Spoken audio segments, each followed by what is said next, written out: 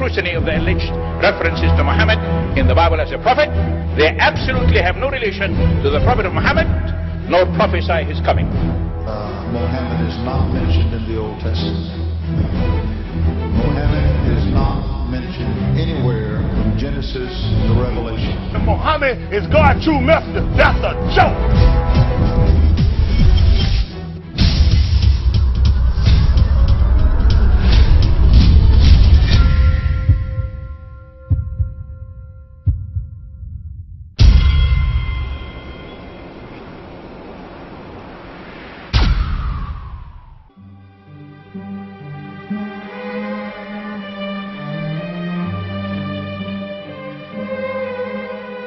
Lo, we inspire thee as we inspired Noah and the prophets after him, as we inspired Abraham and Ishmael and Isaac and Jacob and the tribes, and Jesus and Job and Jonah and Aaron and Solomon, and as we imparted unto David the Psalms.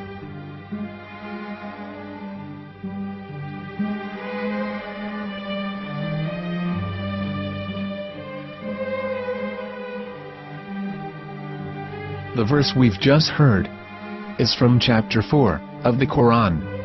In the verse, God is affirming to humanity that Muhammad is indeed the recipient of a divine guidance, just as Noah, Abraham, and the rest of the prophets. However, some Christians and Jews today don't believe that Muhammad was a prophet and the covenant that God made with Abraham. And since the Quran is not their book of authority, in this video I'm going to show you that the book you're holding in your hands contains the name off the seal of prophethood, the Prophet Muhammad.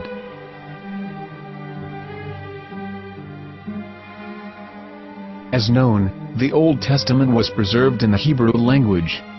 In the 5th chapter of the Shir HaShirim, which is one of the 5 Megillat or sacred scrolls that are part of the Hebrew Bible, or for short the Song of Solomon, as Christians know it today. That chapter is discussing someone. Jews will say it is discussing Solomon, while Christians will say it is discussing Jesus. Considering this is the Songs of Solomon, it would seem logical that it is discussing Solomon. The verses, describing this mystery man, have the narrator's speech conjugated in the feminine, meaning it is a woman who is describing this man. So it is possible that it is one of Solomon's wives discussing her husband Solomon.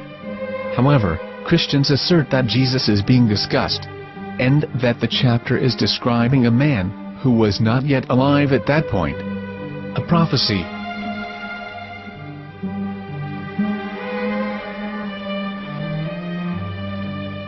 In reading the English translation of Song of Songs 5:16, it finishes the description by saying, "He is altogether lovely," but what most people don't know is that the name of that man was given in the original Megillat. Here is verse 16, and how it is written in ancient Hebrew, before introducing the vowels, in the 8th century. From the Hebrew Bible, on scripturetext.com. Here is the word in question. This word is made of 4 letters. Mem, Het, Mem, Dalet. Now when reading the word as it is written in its original form, with no vowels, it can be read as Muhammad, which is the name of the Muslim prophet, or as Mamad with no A after the H.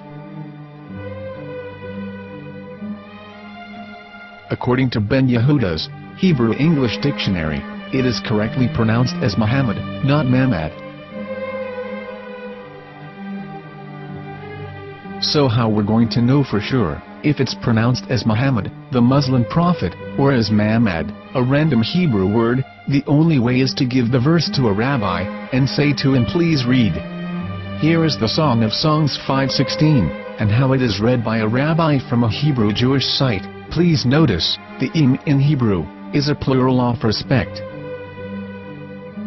Hiko mamtakim vechullo Muhammadim ze dodi vezer'i benot Yerushalayim. Hiko mamtakim וכולו מחמדים, זה דודי וזרעי בנות ירושלים.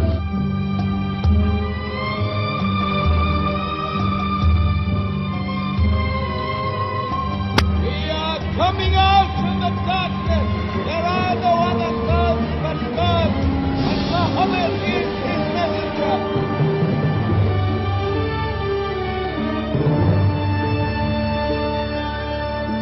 Let the world hear. חיכו ממתקים וכולו מחמדים, זה דודי וזרעי בנות ירושלים. חיכו ממתקים וכולו מחמדים.